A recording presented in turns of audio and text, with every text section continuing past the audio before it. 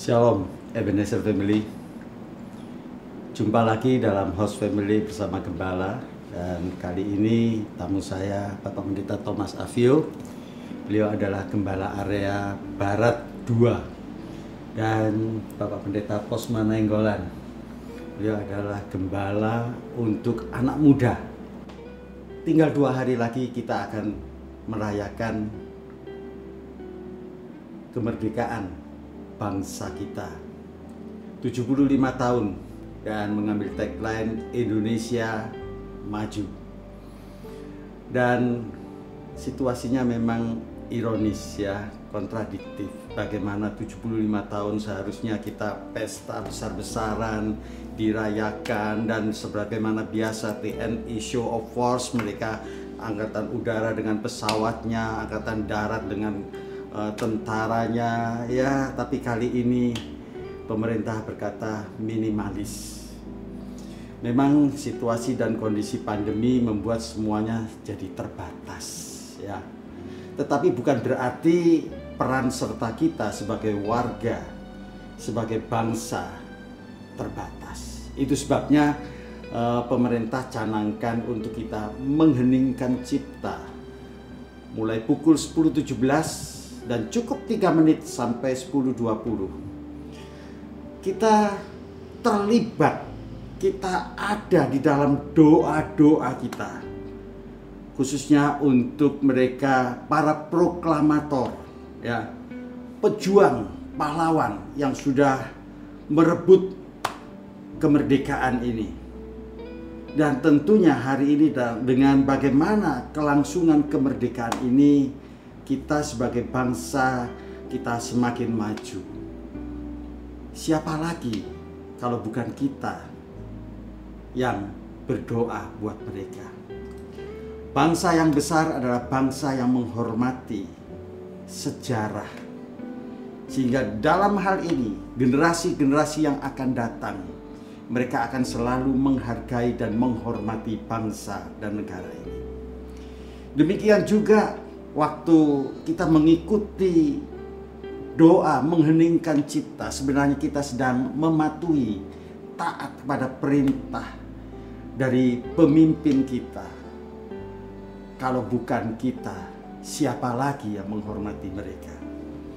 Dan juga di dalam situasi seperti ini pemerintah mencanangkan untuk menggunakan produk-produk dalam negeri. Cintailah produk Indonesia. Ini semua entah kita menghargai, menghormati, mematuhi para pemimpin dan bagaimana kita menggunakan produk-produk Indonesia. Ini adalah upaya bagaimana supaya bangsa ini bertahan di dalam situasi yang seperti ini untuk tidak masuk dalam resesi. Nah, persatuan dan kesatuan kita inilah yang sangat menentukan apakah pada akhirnya kita mampu keluar dari resesi. Bapak Ibu yang dikasihi Tuhan, Tuhan sudah mengingatkan kita bahwa Tuhan menetapkan para pemimpin untuk kita. Itu sebabnya sebagai anak-anak Tuhan, kita wajib menghormati dan taat kepada pemerintah kita. Di dalam Yeremia 29 ayat 7 dikatakan, usahakanlah kesejahteraan kota di mana engkau aku buang. Kita ada di negara Indonesia, maka disinilah kita berusaha supaya kesejahteraan Indonesia itu terjadi. Artinya kita punya peranan penting sebagai anak bangsa untuk kesejahteraan bangsa ini. Dengan cara seperti apa? Maka di dalam ayat-ayat sebelumnya dikatakan begini. Engkau ada di Babel, tetapi bangunlah rumahmu, buatlah kebunmu, beranak cuculah bertambah banyak. Jadi itu menjadi peran kita, tanggung jawab kita. Karena kesejahteraan kota itu adalah kesejahteraan kita. Nah, setelah kalimat itu Tuhan katakan, berdoalah kepada Tuhan, sehingga kesejahteraan kota itu akan menjadi kesejahteraan kita. Bapak Ibu, dengan 2 hal ini berusaha dan berdoa, maka kesejahteraan kota akan terwujud. Maka dengan demikian kita pun sebagai bangsa, sebagai warga, kita akan sejahtera di dalam Tuhan. Nah, di dalam kaitan, di dalam tema WPDA hari ini, saya ingin membawa Bapak Ibu di dalam perenungan bekerja dan berdoa. Itu adalah bagaimana kita ditanam di bait Allah, lalu bertunas di dalam pelataran bait Allah. Sebelum kita masuk lebih dalam kebenaran firman, mari kita akan memuji, menyembah Tuhan, dan kita akan membuka di dalam doa. Dalam kita menanggapi usaha dan doa untuk negeri ini, ada janji Tuhan yang tertulis di dalam Alkitab yang mengatakan bahwa dan umatku yang atasnya namaku disebut merendahkan diri, berdoa, mencari wajahku, lalu berbalik dari jalan-jalan mereka yang jahat, maka aku akan mendengar dari surga, mengampuni dosa mereka, serta memulihkan negeri mereka. Ya, Yesus.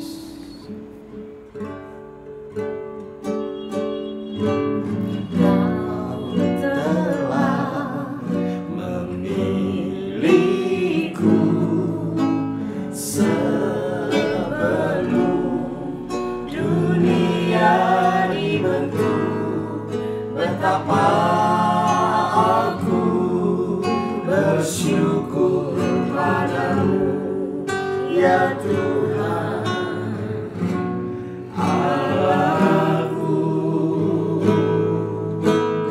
Kau telah menunjukku sebagai alat kerajaan-Mu. Betapa aku bersyukur padamu atas perbuatan-Mu. Jadikan aku bait suci-Mu yang kudus dan yang tiada bercela. Jadikan aku mesbah doa-Mu bagi keselamatan bangsa-Mu. Kau telah memilih, Kau telah memilihku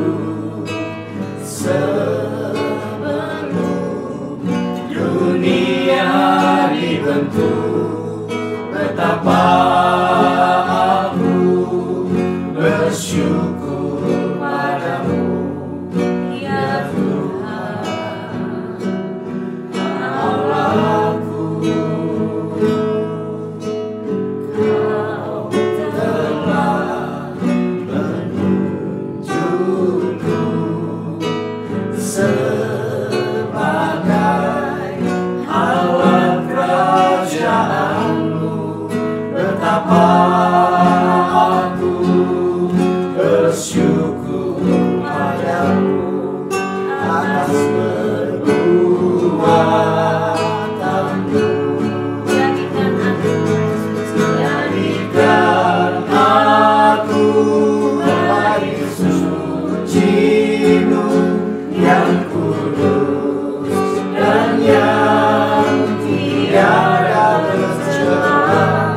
Jadikan aku mesbah doa-Mu bagi keselamatan bangsa-Mu. Jadikan aku bait suci-Mu yang kudus dan yang tiada bercela. Jadikan aku mesbah doa-Mu bagi keselamatan bangsa-Ku. kami berkumpul berkumpul Tuhan di hadapan tahta-Mu.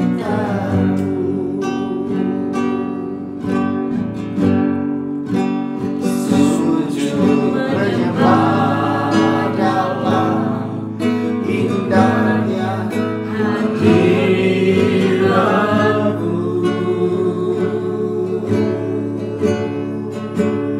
Kami rindu curahan kuasa Roh Kudus, genapi firman-Mu, jadikan ku Allah-Mu.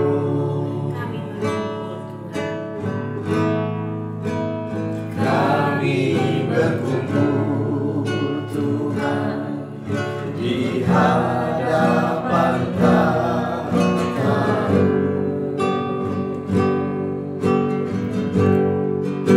Sujud menyembah dalam indahnya hadirat-Mu.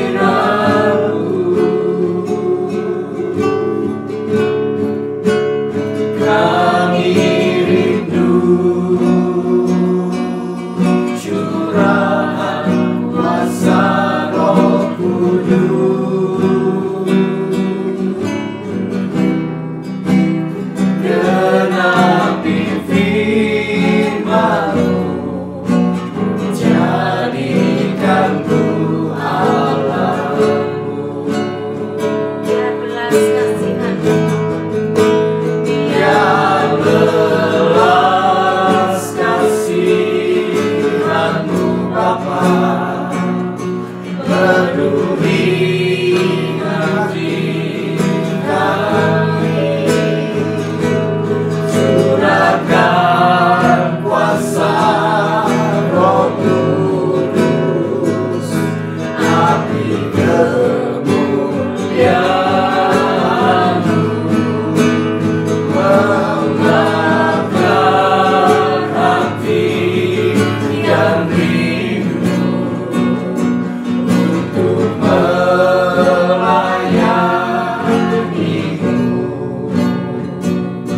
sampai seluruh negeri ini, sampai seluruh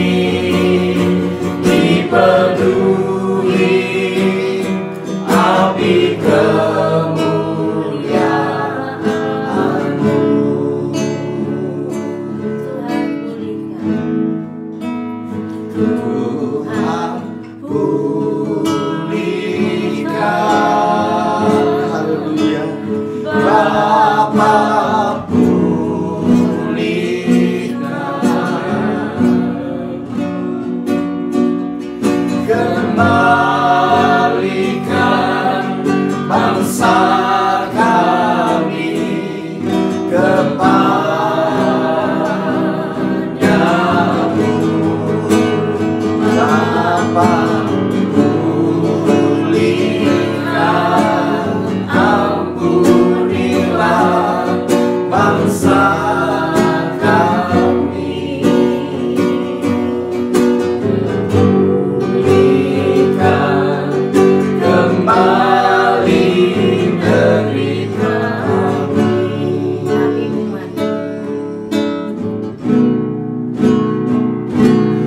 Kami umatmu, Rendahkan diri, sujud dan berdoa, mencari wajah-Mu, berbalik dari jalan kami yang jahat. Oleh anugerah-Mu, ampunilah.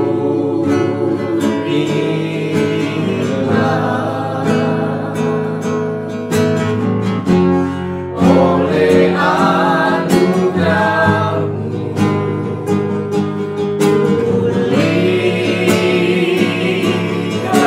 pulihkanlah. Tuhan, pulihkan. Bapa, pulihkan.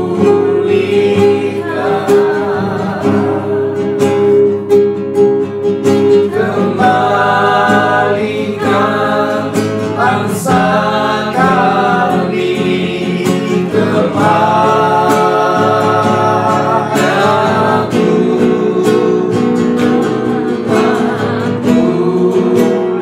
Pulihkan, ampunilah bangsa kami, dan pulihkan kembali negeri kami.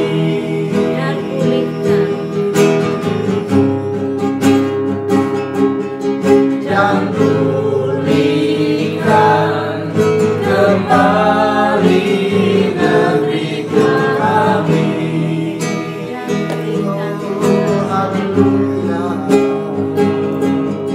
Dan pulihkan kembali negeri kami.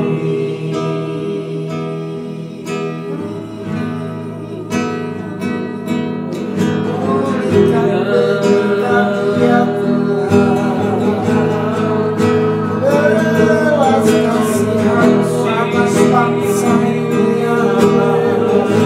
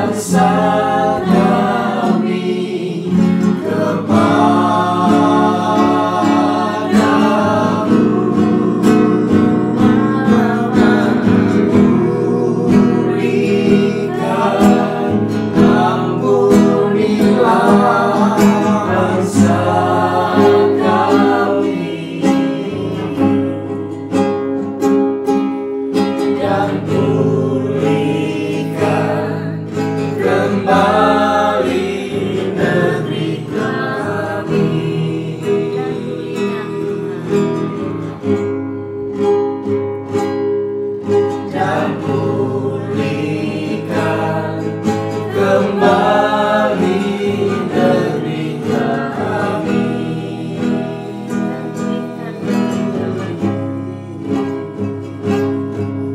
dan pulihkan kembali negeri kami.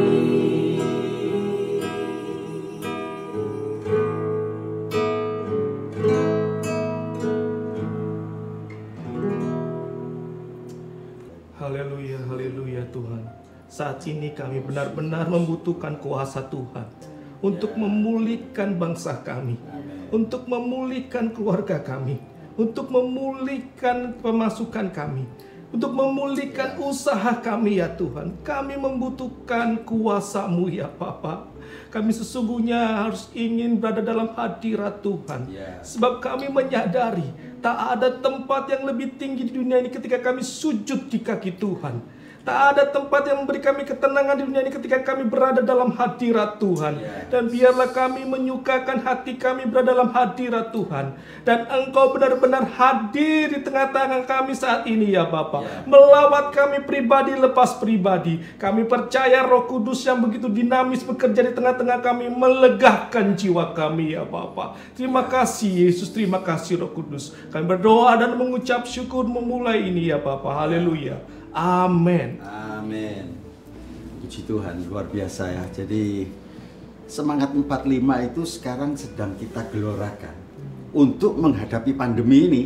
Karena kita nggak bisa jalan sendiri, kita harus bersama-sama. Betul. Nah, disitulah peran anak Tuhan. Bagaimana kita sebagai anak-anak Tuhan kita mengambil bagian bagaimana bangsa ini dipulihkan. Amin. Ya, dari tempat saya melayani Pak Gembala di Youth, jadi ada satu kesaksian yang luar biasa. Seorang anak Tuhan yang bernama Arif, dia ini seorang chef dan dia bekerja sebagai staf pengajar di bagian pastry bakery, jadi bagian pembuatan kue.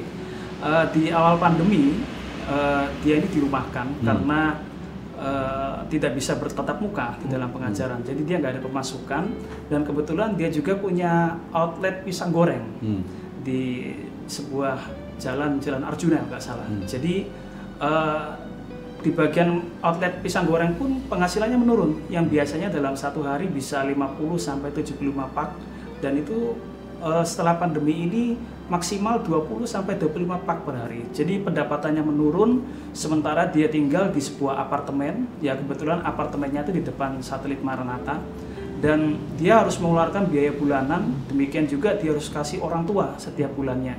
Jadi dia merasa galau, merasa bingung, tapi dia terus berdoa kepada Tuhan. Dia terus berharap kepada Tuhan. Dia terus setia mengikuti jam-jam ibadah di live streaming, dan dia terus berdoa. Dan satu kali ketika dia membaca firman Tuhan mengatakan bahwa jangan khawatir atas apa yang engkau alami saat ini. Naikkanlah segala permohonanmu kepada Tuhan, dan pada akhirnya ketika dia berdoa itu seperti Tuhan kasih hikmat bagi dia untuk dia berani meninggalkan zona nyaman. Jadi kalau selama ini dia bekerja sebagai staf pengajar, lalu kemudian tiba-tiba ketika dia berdoa minta Tuhan petunjuk buka jalan, akhirnya dia ditelepon oleh salah satu temannya, bagaimana kalau coba join bisnis usaha. Dan dia melakukan itu, sesuatu yang belum pernah dia lakukan.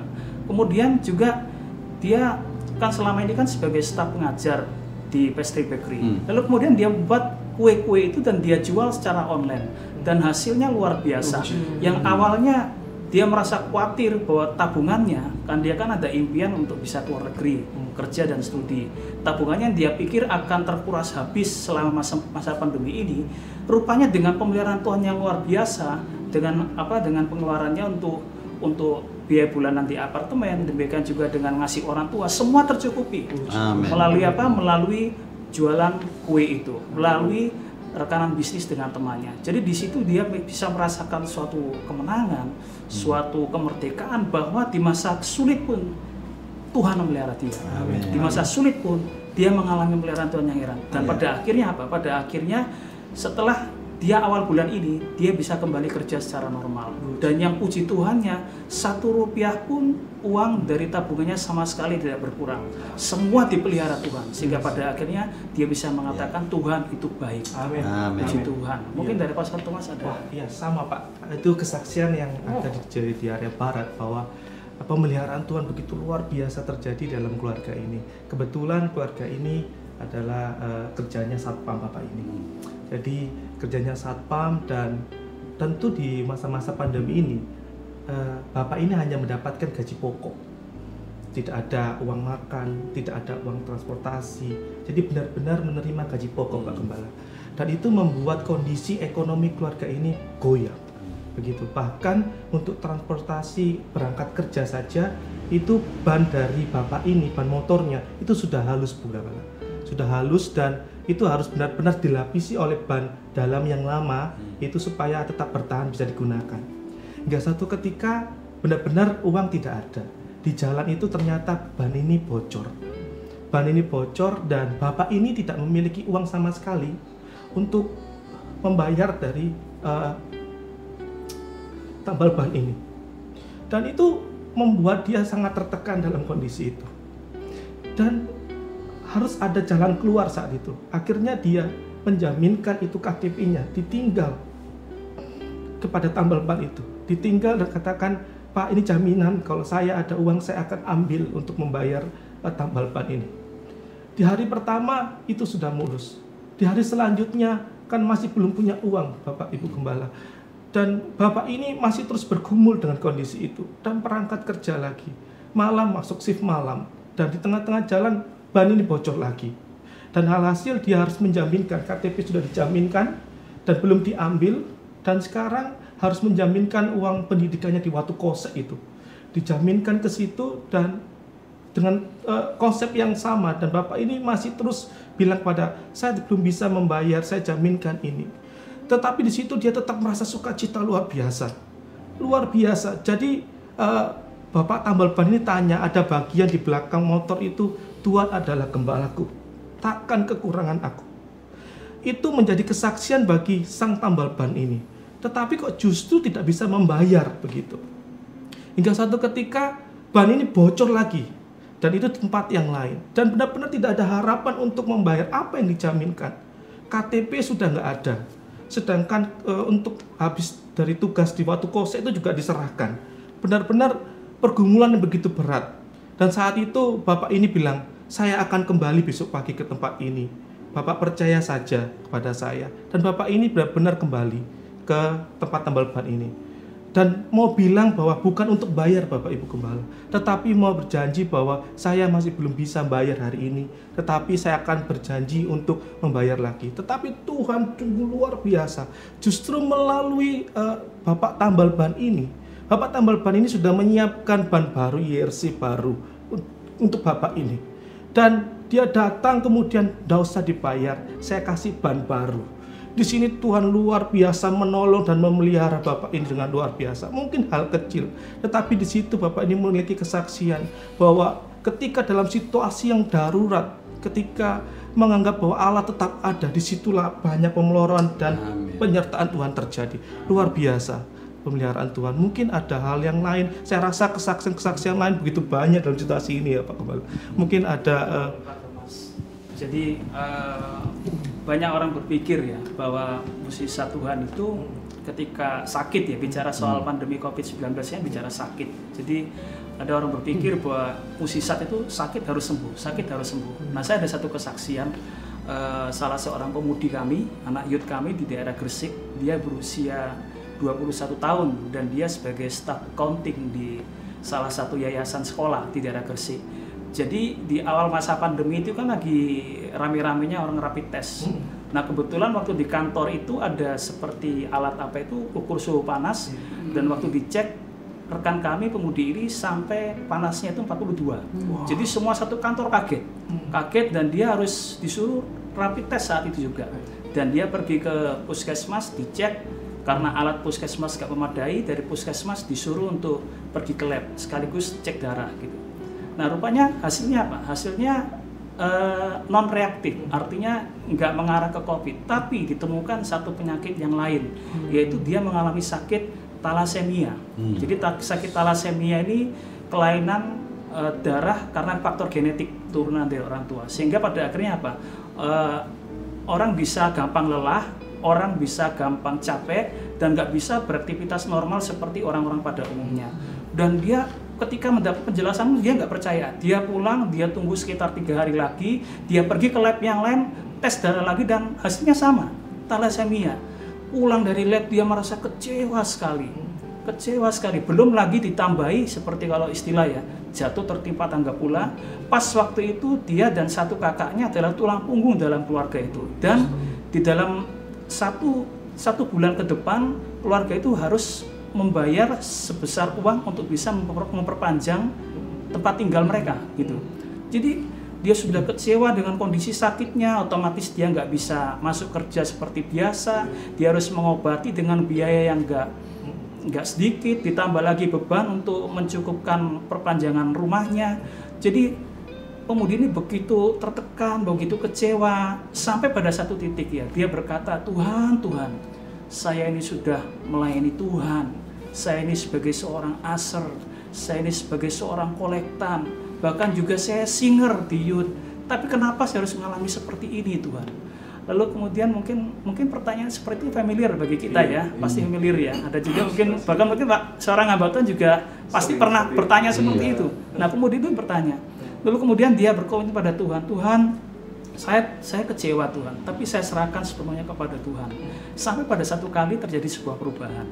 Ketika dia kontrol ke salah seorang dokter untuk mengecek sakitnya ini, dokter itu kebetulan anak Tuhan.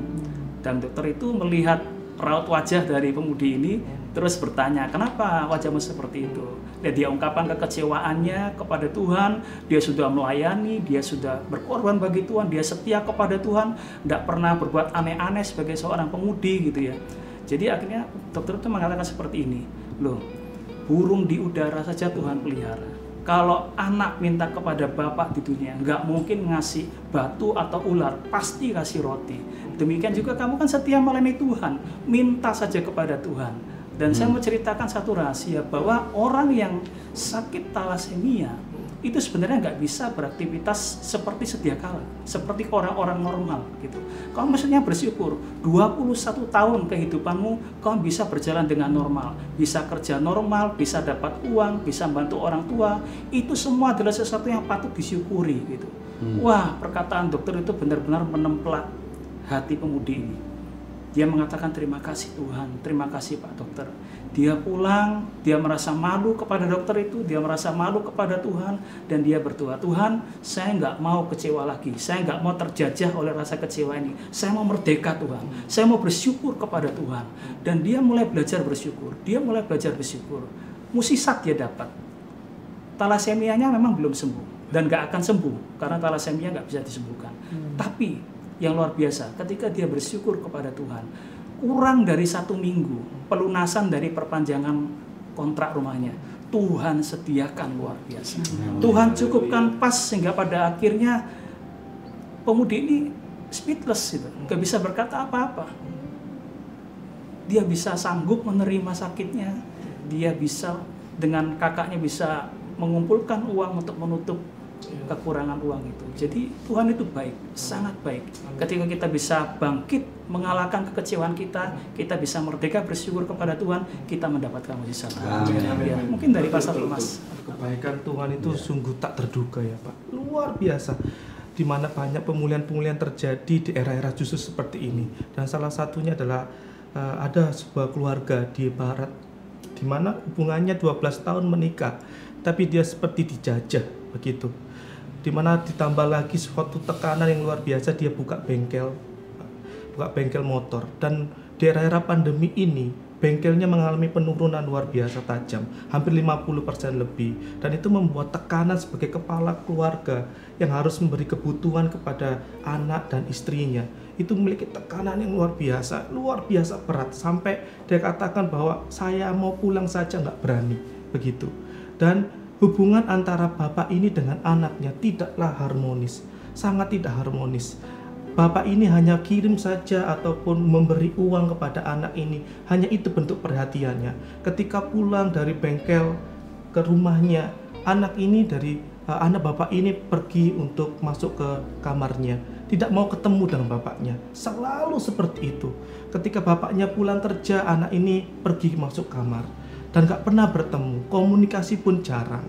Dari situ dia merasa tekanan yang luar biasa. Sekali lagi Tuhan dapat bekerja dalam situasi apapun ya Bapak Ibu Gembala.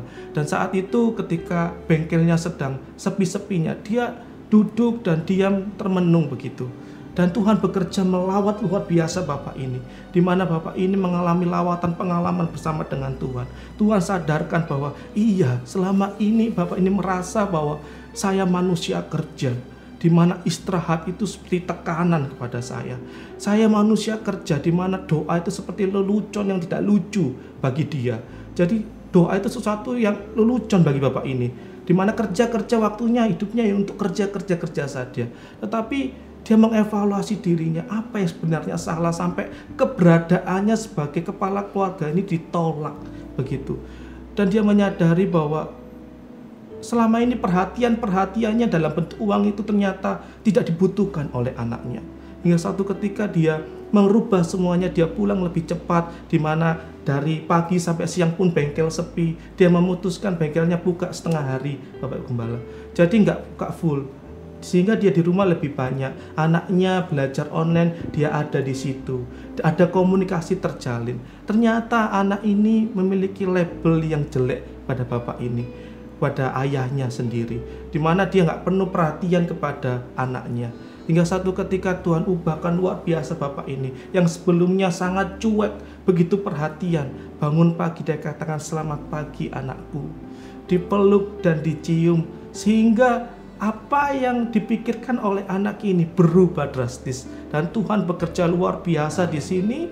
Di situ Tuhan sangat dahsyat, di mana hari-harinya setengah hari itu di rumah, di lapangan di dekat rumahnya itu ada lahan lebih luas. Dia buka bengkel juga di situ. Jadi setengah hari di rumah, setengah hari di bengkelnya. Justru di rumah itulah banyak orang berdatangan untuk servis motor. Kenapa? Karena kan zaman-zaman sekarang ini, di era-era saat ini, orang takut keluar rumah jauh. Justru tetangga di sekitar itu ingin servis motornya di rumah, jauh lebih cepat, jauh lebih praktis dan tidak keluar kemana-mana. Justru itu pemulihan luar biasa terjadi untuk ekonominya, untuk hubungannya dengan anaknya, dan keluarga ini memiliki kemerdekaan di dalam Tuhan. Luar biasa sekali. Puji Tuhan, puji Tuhan. Puji Tuhan, Bapak Ibu. Luar biasa kesaksian-kesaksian hari ini. Kita melihat bagaimana perjuangan itu tidak berhenti, ya. Justru orang berkata bahwa mengisi kemerdekaan itu lebih sulit. Itu sebabnya sekali lagi mari kita belajar dari para pendahulu kita, semangat mereka untuk keluar, untuk lepas dari masalah-masalah dan penderitaan-penderitaan. Dan percayalah bahwa semuanya itu baik bagi kehidupan kita. Tuhan sendiri memberikan ujian, pencobaan kepada kita untuk kita semakin kuat di dalam Tuhan. Mari kita akan masuk di dalam firman Tuhan. Hari ini firman Tuhan luar biasa diambil dari Mazmur 92. Di dalam ayat 13 sampai 16. Tetapi tema saya ambil dari ayat 14. Mereka yang ditanam di bait Tuhan akan bertunas di pelataran Allah kita. Jadi setiap kita, Bapak Ibu, ditanam, bukan tertanam. Jadi kalau ditanam itu aktif dan dia dalam sebuah proses bagaimana dia bertumbuh, bagaimana dia kuat dan akhirnya menghasilkan buah. Dan itu di dalam bait Allah, Bapak Ibu. Artinya kita ada di negeri ini, bangsa ini. Kita ditanam di negeri ini, tetapi dalam bait Allah. Artinya kehidupan rohani kita itu menentukan bagaimana hidup kita sebagai bangsa, sebagai warga negara itu akan berhasil. Itu sebabnya sekali lagi Bapak Ibu, kehendak Tuhan di dalam kehidupan kita, kita adalah anak-anak Tuhan yang ditanam di bait Allah, itu akan berdampak, bertunas di pelataran. Nah, bagi bangsa Israel, berbicara bait Allah itu hubungan mereka, itu tempat mereka, itu ibadah mereka. Tapi berbicara tentang pelataran itu adalah orang lain, orang asing, pendatang, atau para budak. Jadi dibedakan. Nah, demikian juga kita. Kita ada di negeri ini, kita ditanam oleh Tuhan sebagai anak-anak Tuhan. Harusnya hidup kita berdampak bagi orang-orang di sekitar kita. Nah, mereka yang ditanam dan mereka yang bertunas berdampak kepada orang lain, maka ayat 13 dikatakan orang itu adalah orang benar. Nah, ini yang luar biasa Bapak Ibu. Kita sebagai anak Tuhan, kita adalah orang benar waktu kita ditanam di bait Allah dan kita berdampak bagi orang lain. Nah, bagaimana Tuhan menggambarkan kehidupan yang seperti itu? Maka di dalam firman Tuhan dikatakan akan bertunas seperti pohon korma, akan tumbuh subur seperti pohon aras Libanon. Dua pohon ini menggambarkan tentang orang benar. Jadi orang benar itu seperti pohon korma. Bapak Ibu tahu korma ada di Timur Tengah ya. Dan alam di tempat itu adalah alam yang kering, gersang, padang gurun, padang pasir. Nah, pohon korma bisa tumbuh subur di tempat seperti itu. Bagaimana itu? Karena ternyata sejak awal dia ditanam, maka di atas benih itu ditaruh sebuah batu. Sehingga sebelum dia muncul keluar, dia harus muncul ke dalam. Artinya akar-akarnya merambat, masuk ke bagian yang paling dalam, untuk kemudian dia kuat menembus batu yang menutupnya sehingga dia bertumbuh. Nah, apa yang terjadi? Kekuatannya luar biasa. Di tempat yang kering, di tempat yang seringkali ada badai, dia tetap bertahan. Amin. Inilah anak-anak Tuhan. Amin. Yang kedua, yang luar biasa dari pohon korma adalah dia setia. Dia tidak pernah berpikir, wah bagaimana kalau pindah di tepi aliran air, di sungai, di lembah yang hijau, saya akan bertumbuh luar biasa. Dia tidak. Dia ditempatkan di padang gurun, dia bertumbuh di padang gurun. Dan yang luar biasa, justru di dalam situasi yang seperti itu, dia berbuah, dia bermanfaat, dia berbuat yang bajik kepada orang lain. Kebajikan muncul dari pohon korma. Inilah orang benar, inilah orang Kristen. Yang kedua, pohon aras. Bapak Ibu yang dikasihi Tuhan, pohon aras berbicara sebuah pohon yang luar biasa. Dan kalau kita melihat di dalam firman Tuhan, pohon aras dipakai untuk pembangunan bait suci. Artinya pohon aras ini betul-betul pohon yang kayunya dapat diandalkan untuk sebuah pembangunan rumah. Bapak Ibu, waktu saya mencoba ingin tahu pohon aras itu seperti apa, ternyata dia seperti raksasa. Dia bisa mencapai 40 meter tingginya. Dan bahkan diameter batangnya itu bisa 2-3 meter. Wah, luar biasa pohon ini. Besar, kuat. Nah, itu sebabnya dia dipakai untuk pembangunan rumah. Karena kuat, dia bisa diandalkan. Nah, selain kuat sebagai sebuah pohon, sebagai kayu yang dipakai untuk pembangunan rumah, ternyata dia mempunyai keindahan. Ya, kalau di Indonesia itu seperti pohon jati gitu ya. Ada ruas-ruas, ada alur-alur di dalam pohon itu yang membuat dia indah. Selain kuat, dia juga indah. Nah, kalau orang-orang menggunakan pohon aras di dalam pembuatan sebuah rumah, peralatan rumah tangga dan sebagainya, maka itulah pemakaian yang benar. Jadi pohon aras mewakili tentang kekuatan, kebenaran, dan keindahan atau kemuliaan. Bapak Ibu, inilah orang benar, inilah orang Kristen. Nah, saudara dan saya ditanam di bait Allah, berdampak kepada pelataran. Demikian juga hidup kita seperti korma, kuat dan memberikan manfaat kepada orang lain. Pohon aras kuat dan indah juga bermanfaat bagi orang lain. Dan di dalam ayat berikut dikatakan, pada masa tua pun mereka masih berbuah, menjadi gemuk dan segar, untuk memberitakan bahwa Tuhan itu benar, bahwa Ia gunung batu dan tidak ada kecurangan padanya. Yang menarik Bapak Ibu, bahwa ayat-ayat ini ditulis di dalam pasal 92 itu sebagai sebuah nyanyian untuk hari Sabat. Artinya Bapak Ibu, bahwa setiap kali mereka hari Sabat, mereka naikkan pujian ini, nyanyian ini, ayat-ayat ini dinaikkan. Nah, dengan demikian kita bisa melihat sebenarnya apa sih maksud dari ayat-ayat ini dinyanyikan setiap Sabat, lalu setiap orang akan menaikkan pujian ini diulang-ulang dari Sabat ke Sabat. Yang jelas Bapak Ibu, supaya kita ingat bahwa hidup kita adalah orang-orang yang benar yang ditanam di bait Allah. Dan pada akhirnya berdampak.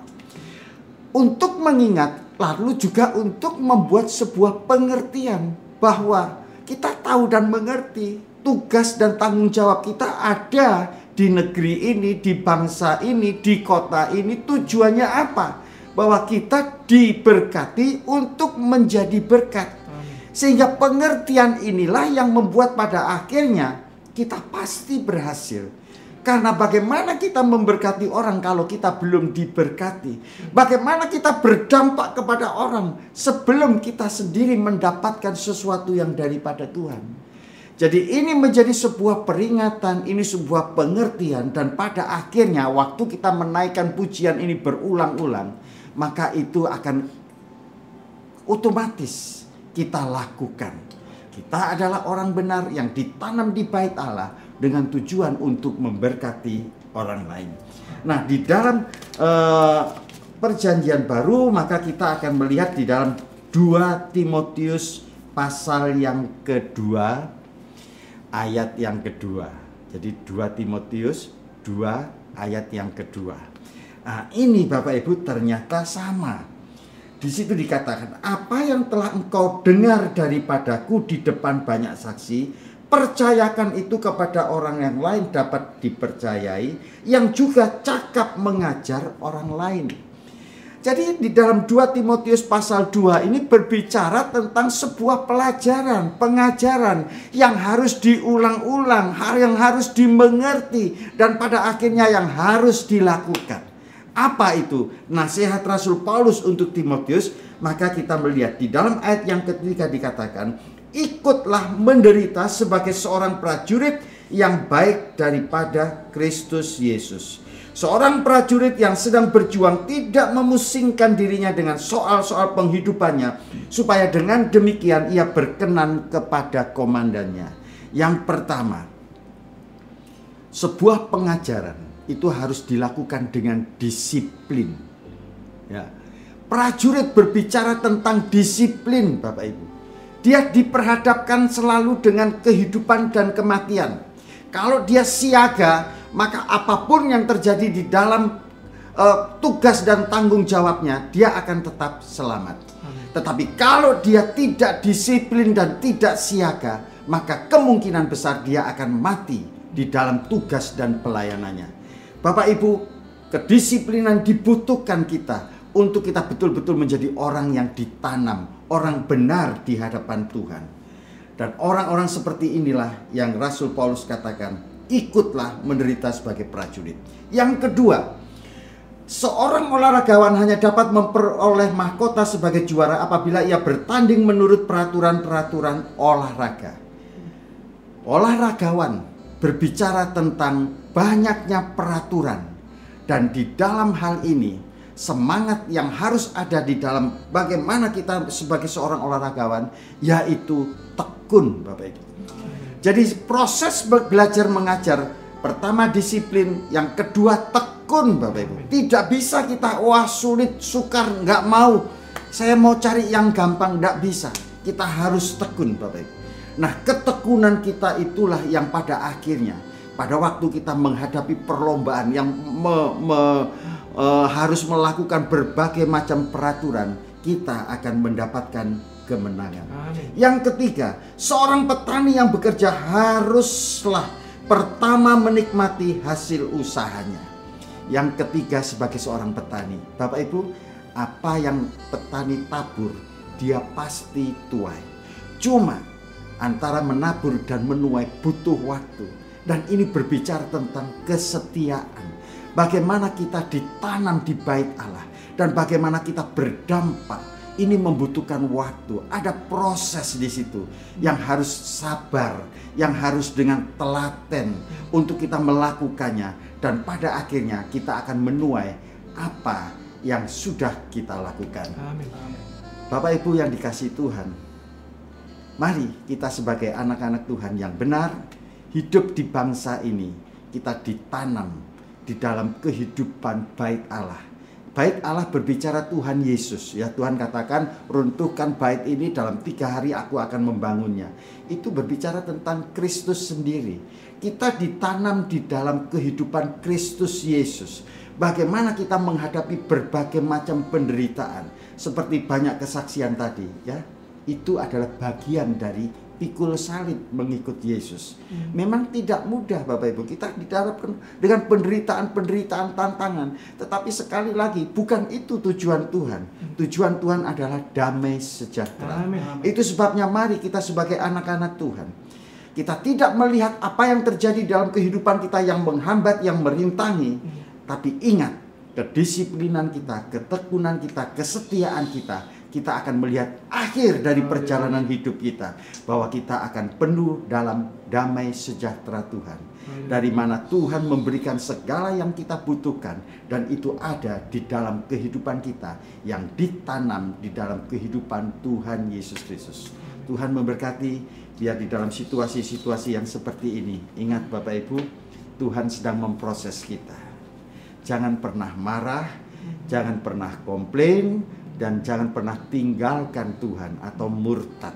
Karena sekali lagi, di balik awan yang gelap ada matahari yang bersinar. Amin. Di balik panasnya situasi kondisi kehidupan kita, Tuhan sedang memunculkan emas di dalam hidup kita. Amin. Dan percayalah Bapak Ibu, yang terbaik Tuhan lakukan dalam hidup kita. Amin. Tuhan memberkati. Mari kita sebagai orang benar, sebagai duta kerajaan Allah, melalui pujian yang akan kita nyanyikan, kita mau mengucapkan berkat untuk Indonesia. Sesuatu yang besar pasti terjadi, Amin. mengubahkan negeri Indonesia, Amin. sehingga nama Tuhan ditinggikan di bumi Indonesia.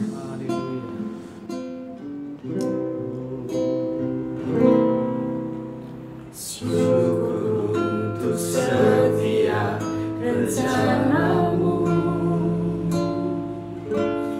dan rancanganmu yang mulia,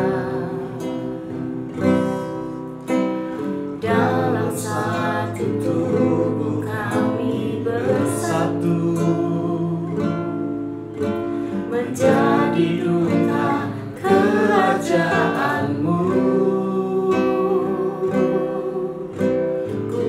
Ucapkan berkat atas Indonesia, biar kemuliaan Tuhan akan nyata.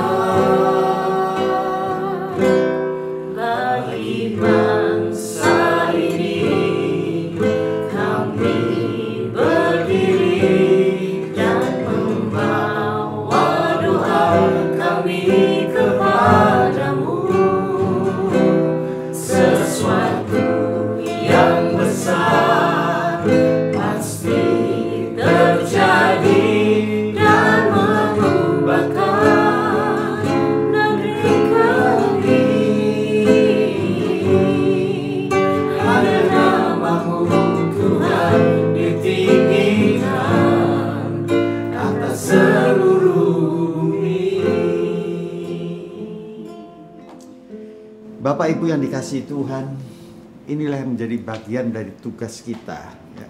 Kita berdoa bagi bangsa kita. Kita berdoa bagi masyarakat, kita berdoa bagi jemaat. Bapak Ibu yang dikasihi Tuhan, Tuhan masih bekerja sampai hari ini. Beberapa doa yang sudah kita naikkan, kami sudah mendapatkan feedback, laporan bahwa mereka sudah dijawab oleh Tuhan. Amin. Yang sakit sudah disembuhkan, yang mencari pekerjaan mereka sudah mendapatkan, bahkan mereka berbagi pekerjaan untuk yang lain. Dan yang luar biasa, mereka-mereka yang membuka usaha baru, Tuhan berkati. Jadi di sini kita melihat bahwa memang dibutuhkan perjuangan untuk masa-masa sulit. Jangan pernah kita menyerah. Dan percayalah Bapak Ibu, waktu Bapak Ibu datang kepada kami melalui doa, untuk Bapak Ibu dibantu dalam doa, maka kami akan terus berdoa bagi Bapak Ibu. Bukan waktu sekarang saja, tapi setiap kali kami ada chapel di gereja, maka apa yang Bapak Ibu rindukan, apa yang Bapak Ibu ingin doakan, kami berdoa bagi Bapak Ibu. Dan juga kami berharap ada kesaksian-kesaksian, sehingga itu menjadi berkat bagi kami untuk kami bertumbuh bersama, bahwa sampai hari ini Tuhan masih bekerja di antara kita. Amin. Mungkin di wilayah-wilayah ada yang dibutuhkan. Ada Pak, butuh bantuan doa untuk pemulihan saudara Lukas yang pasca kecelakaan. Kemudian pokok doa yang kedua, mohon bantuan doa untuk Ibu Rahmat yang mengalami diabetes yang gula darahnya sangat tinggi, begitu. Kemudian yang ketiga, bantuan doa untuk Bapak Andreas yang baru di PHK. Kemudian bantuan doa untuk Ibu Fitri yang juga sama, yang di PHK. Bantuan doa untuk Bapak Andre yang juga di PHK. Kiranya Tuhan tolong, ya Pak. Kalau dari Youth Pak Gembala, ada beberapa pokok bantuan doa. Yang pertama untuk Saudara Yohanes, papanya terdampak pandemi sehingga kehilangan pekerjaan. Juga sebenarnya beberapa rekan-rekan muda di Gresik juga alami kondisi serupa. Jadi minta bantu doa untuk itu. Yang kedua, Saudara Fandi, ini dari Satelit Anugerah. Jadi dia itu rindu untuk dibaptis selam, tapi karena orang tuanya dari gereja lain, sementara mamanya sudah mau melunak, cuman papanya masih belum boleh. Jadi minta bantu doa karena Fandi ini sudah lama melayani di gereja tersebut gitu, dan rindu untuk dibaptis.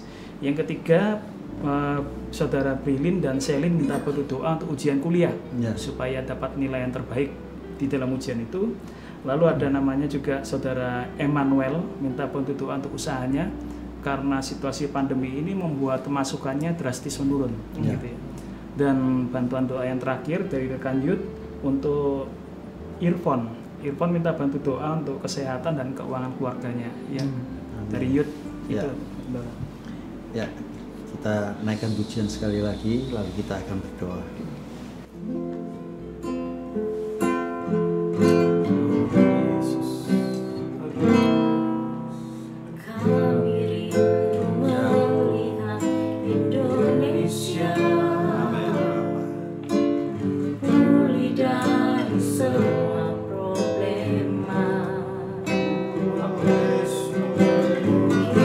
Jalan-jalan kebenaran-Mu.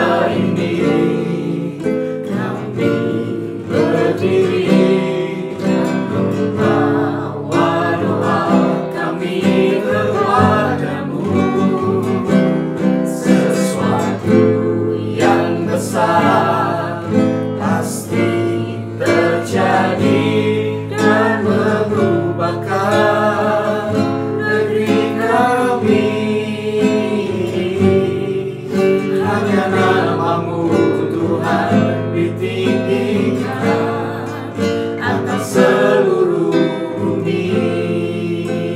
Hanya namamu Tuhan, Hanya namamu Tuhan ditinggikan. hanya namamu Tuhan, Hanya namamu Tuhan ditinggikan. hanya namamu Tuhan, Hanya namamu Tuhan ditinggikan atas seluruh bumi.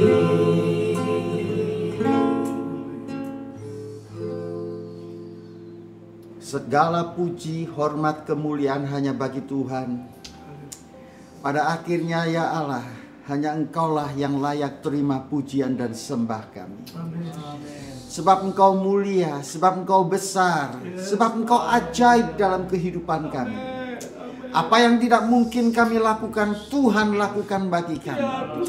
Dan luar biasa penyertaan Tuhan di dalam kehidupan kami cukup untuk kami dapat mengatasi segala masalah kehidupan kami. Kami berdoa Tuhan, kiranya bangsa ini mendapatkan kembali pemulihan yang daripada Tuhan.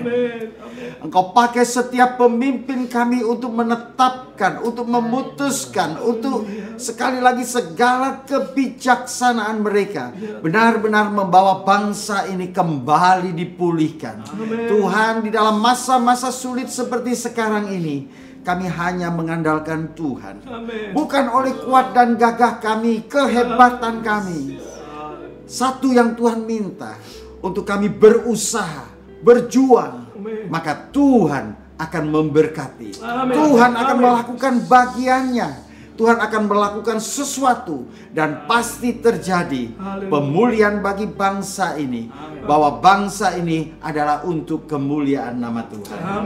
Terima kasih Bapa. Saat ini kami mau berdoa Bapa untuk sidang jemaat-Mu yang hari-hari ini mereka menghadapi berbagai macam kesulitan. Untuk Bapak Catur Tuhan yang saat ini menghadapi kemoterapi. Biar pemulihan demi pemulihan, kesembuhan demi kesembuhan, sel-sel kanker itu dapat diangkat sehingga dia boleh pulih kembali di dalam nama Tuhan Yesus. Kami berdoa Tuhan untuk Bapak Lukas dengan cedera kecelakaan. Biar Tuhan Kau pulihkan, yang sakit Tuhan pulihkan dan sembuhkan. Untuk Ibu Rahmat dengan diabetesnya Tuhan, Engkau pulihkan, Kau sembuhkan dia Tuhan. Tidak ada yang mustahil bagi Tuhan. Dia bisa melakukan kegiatan sehari-hari dengan baik. Kami berdoa untuk Bapak Andreas, untuk Ibu Fitri, untuk Bapak Andre Tuhan, mengalami kesulitan karena PHK yang harus dia alami. Kami percaya Tuhan, kalau satu jalan tertutup, maka Tuhan akan membuka jalan-jalan yang lain. Tidak ada yang mustahil kalau Tuhan menolong yang lain, maka Tuhan juga akan menolong mereka. Kami berdoa Tuhan untuk Papa dari Saudara Yohanes yang juga mengalami PHK, kesulitan di dalam pekerjaan. Tuhan, kiranya Engkau memberikan pekerjaan-pekerjaan, bahkan mungkin hal-hal yang tidak pernah dipikirkan Tuhan sediakan bagi dia. Kami berdoa Tuhan untuk Fandi, kerinduannya Tuhan untuk dia dibaptis Tuhan. Oh, biar Engkau melunakkan hati orang tuanya supaya dia boleh dibaptis, karena dia rindu untuk semakin maju di dalam Tuhan. Kami berdoa Tuhan untuk Brilin dan Selin yang akan menghadapi ujian-ujian Tuhan, dan bagaimana Tuhan kerinduannya untuk mendapatkan nilai yang baik. Biar Tuhan berikan kepada anak-anak Tuhan yang setia, anak-anak Tuhan yang melayani, maka yang terbaik Tuhan akan berikan di dalam kehidupan mereka. Kami berdoa Tuhan untuk Immanuel di dalam pekerjaannya yang semakin merosot. Kiranya Tuhan pulihkan kembali. Kami percaya tidak ada yang mustahil. Dari yang rendah akan menjadi yang tinggi. Dari yang kecil akan menjadi semakin besar. Bahkan dari yang tidak ada menjadi ada. Itulah yang dilakukan Tuhan bagi setiap kami. Dan kami berdoa Tuhan untuk Irfan, untuk kesehatan, dan juga untuk keuangan keluarga. Bapa, ini yang kami hadapi hari-hari ini. Apapun yang terjadi Tuhan, tidak ada yang mustahil bagi Tuhan. Tuhan sanggup melakukannya. Terima kasih Bapa. Dan banyak doa-doa yang hari-hari ini yang akan kami naikkan. Kami percaya Tuhan di dalam semuanya itu Allah sanggup dan Allah berkuasa. Itu sebabnya kami kembalikan kepada Tuhan otoritas Tuhan, kasih setia Tuhan, rahmat Tuhan, anugerah Tuhan. Itulah yang membuat kami kuat, yang membuat kami bertahan, dan membuat kami mendapatkan kemenangan. Terima kasih Bapa, kami menyerahkan semuanya di dalam nama Tuhan Yesus. Kami berdoa. Amin. Sekali lagi bagi Bapak Ibu yang ada di rumah yang rindu untuk kami berdoa bersama-sama, silahkan menghubungi kami. Dan juga kesaksian-kesaksian Bapak Ibu sungguh memberikan kekuatan kepada kami.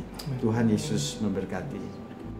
Puji Tuhan, di akhir perjumpaan kita, Bapak Ibu, sekali lagi kalau diberkati dengan acara ini, Bapak Ibu bisa menghubungi kami dan memberitahukan.